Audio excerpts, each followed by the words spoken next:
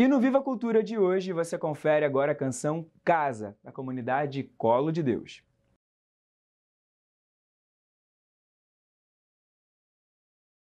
E agora chegou a hora de conferir a mensagem especial que o arcebispo do Rio, o cardeal Orani João Tempesta, tem para nós nesta semana.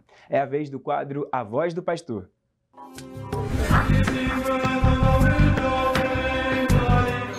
Caríssimos amigos e irmãos, que a paz do Senhor esteja com todos vocês. Domingo, dia do Senhor, 10º domingo, tempo comum. Se não fosse domingo, hoje estaríamos celebrando São José de Anchieta.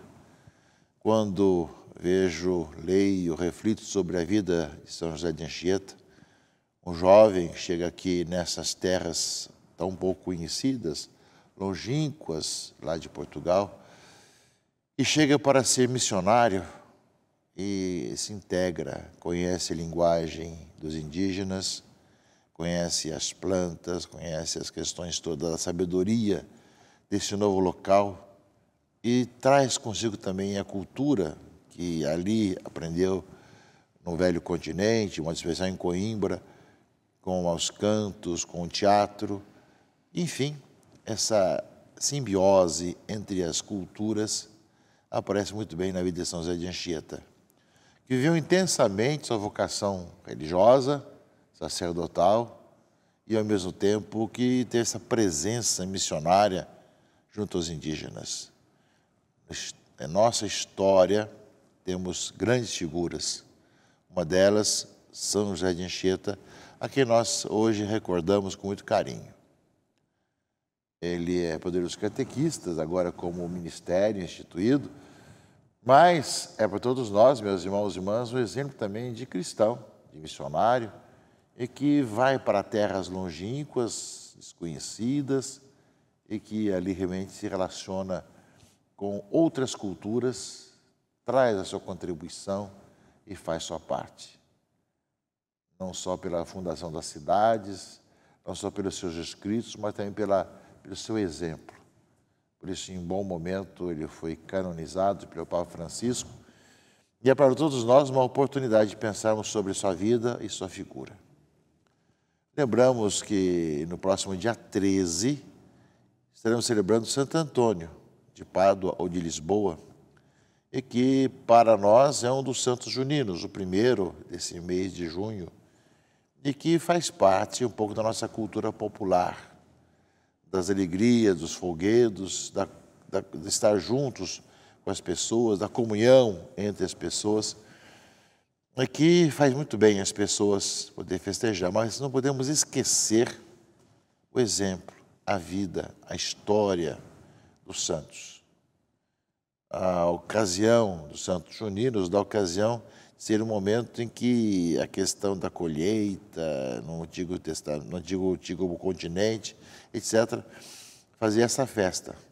Mas lembrar que para todos nós, além dessa festa que nós herdamos dos antepassados, existe o exemplo do santo, no caso, o grande missionário, evangelizador, Santo Antônio, que somos chamados a olhar e a celebrar, e a pedir ao Senhor que nos faça ver o seu exemplo, para que nós possamos, nesse nosso tempo também, termos a mesma coragem, ânimo evangelizador que teve Santo Antônio, que nasceu em Lisboa e que morreu em Pádua. Bendizemos a Deus por tantos belos exemplos, mas também não é problema também nós nos divertirmos e termos uma diversão sadia com a festa junina. Nesse 10º domingo, tempo comum, meus irmãos e irmãs, nós temos uma palavra de Deus bastante rica, diversos assuntos que estão paralelos um para com o outro. Nós vemos aqui no Evangelho de Marcos, que é o Evangelho desse ano, capítulo 3, versículos 30 a 35, que Jesus volta para casa com seus discípulos. E aí, de novo, reuniu tanta gente que eles nem sequer podiam comer. Ou seja, a fama de Jesus tinha se espalhado e o povo tinha essa necessidade de ouvir a palavra do Senhor, de ver, né, o que estava acontecendo. E aí, quando souberam disso, os parentes de Jesus saíram para agarrá-lo, porque diziam que estava fora de si, né? também os seus parentes. Já vai lembrar que um profeta não é reconhecido na sua casa, nos seus parentes, não é? E justamente ali no finalzinho do Evangelho, do perícope de hoje, não é? Então, enquanto Jesus estava reunido com a multidão sentada ao redor dele, lhe disseram: tua mãe e teus irmãos estão lá fora, à tua procura. E ele vai responder: quem é minha mãe e quem são meus irmãos? Eu, olhando para quem estava sentado ao redor, disse: aqui estão minha mãe e meus irmãos. E aí vem dizer o porquê.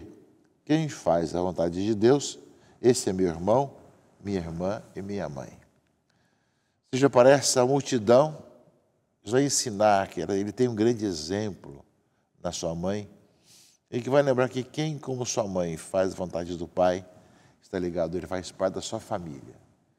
Todos nós, meus irmãos e irmãs, é uma oportunidade para que nós também pensemos, reflitamos sobre isso.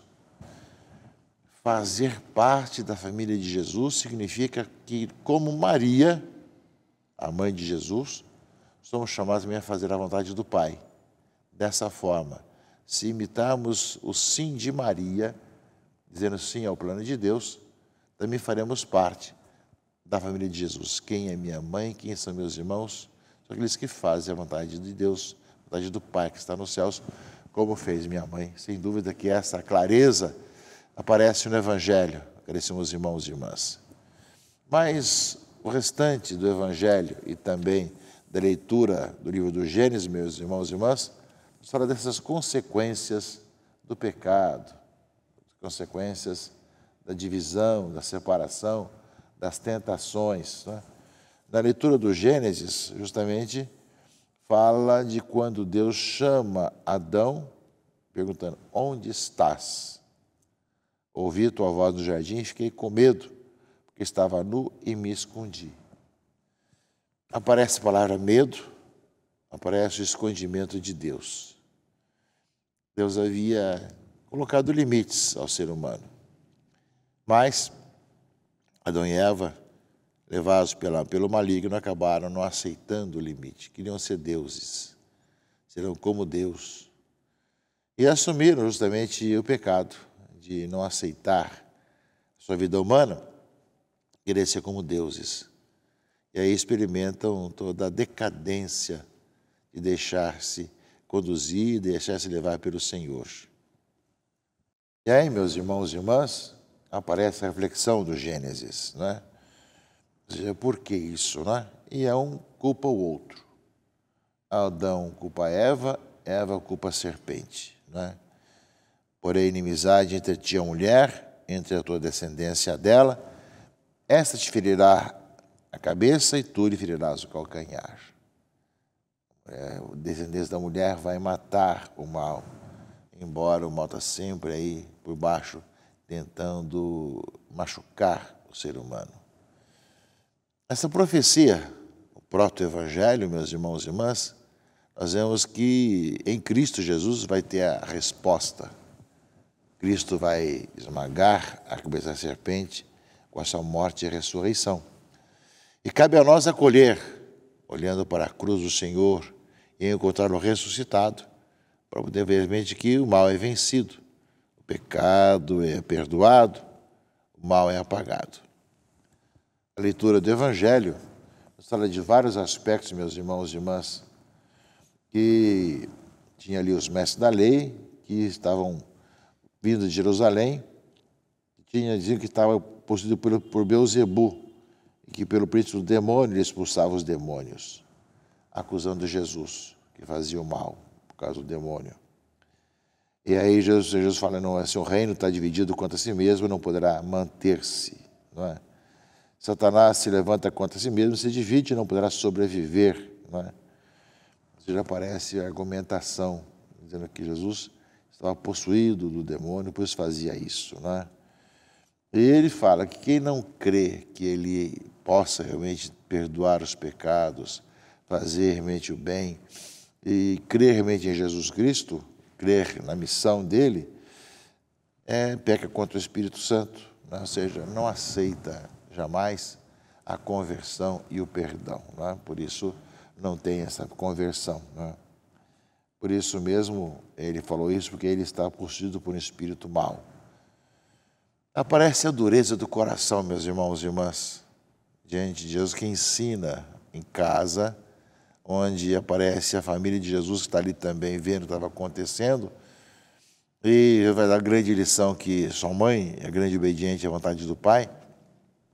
Então aparece ali toda a questão dos fariseus que perseguindo Jesus, dizendo que ele não era o Messias, não é o Filho de Deus, apenas estava possuído pelo Beelzebu e não podia se acreditar nele. E eu vou dizer que esse é um pecado contra o Espírito Santo. Portanto, meus irmãos e irmãs, fazemos a dificuldade, aquilo que já no livro do Gênesis, leitura primeira desse final de semana, nos fala da questão toda de Adão e Eva, que ouvem a serpente e acabam indo contra o plano de Deus, achando que são deuses e não existe apenas um único Deus, aparece também no Evangelho, quando acusam Jesus. Isso, meus irmãos e irmãs, também atualiza para nós quantas e quantas vezes fazemos o mesmo.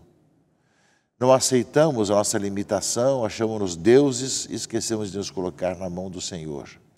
Quantas vezes nós blasfemamos contra o Senhor, não aceitando a palavra de Deus, não aceitando o ensinamento de Jesus Cristo, hoje muito comum, hoje, de diversas formas. Por isso o ser humano cada vez mais está dividido, separado, né, dentro de si mesmo, e infeliz.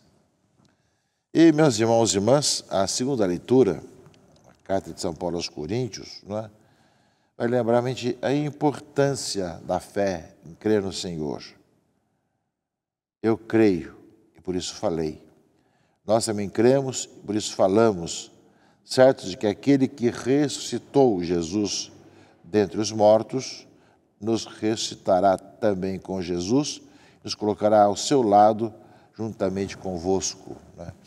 Ou seja, crer e aceitar.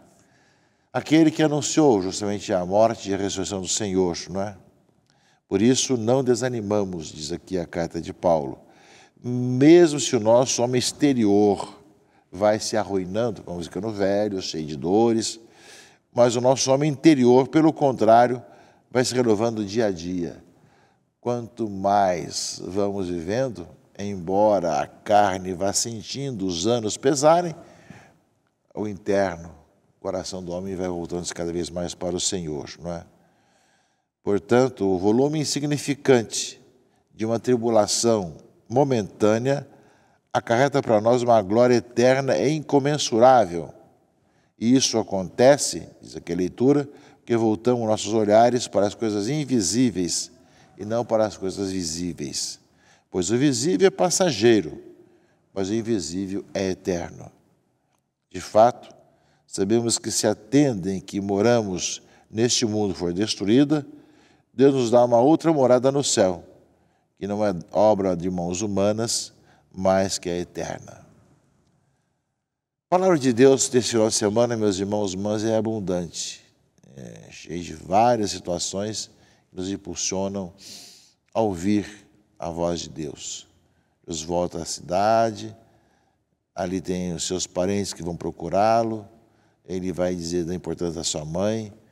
Aparece, como o livro do Gênesis e o centro do Evangelho, a questão das consequências do pecado, de deixar-se levar pelo maligno, pelas suas tentações. Isso fala do pecado contra o Espírito Santo. E, ao mesmo tempo, nós vimos a carta de Paulo, como acabamos de falar agora, sobre várias situações que nos impulsionam para testemunharmos o Senhor. E é justamente aí, meus irmãos e irmãs, isso aí tudo sabendo que cremos, por isso falamos. Não é? E não desanimamos quando chegamos às achaques, porque nosso interior vai crescendo. E, ao mesmo tempo, sabemos que se um dia nós morremos, temos uma outra morada no céu, como lembra aqui a leitura da carta de São Paulo aos Coríntios. Que nesse final de semana, nessa abundância da palavra de Deus, desse domingo, sabemos o escutar, acolher, bendizer o Senhor, e pedir ao Senhor que nos faça cada vez mais suas testemunhas, quem vê realmente a sua fragilidade e o problema do mundo de hoje, mas confia no Senhor que nos liberta e que nos salva. Que Deus abençoe e guarde a todos, em nome do Pai, e do Filho e do Espírito Santo. Amém.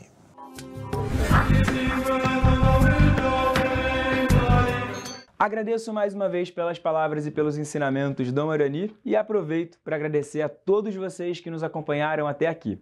O programa Palavras de Vida de hoje está no fim, mas a gente tem um encontro marcado na próxima semana. Uma abençoada semana para você. Tchau, tchau!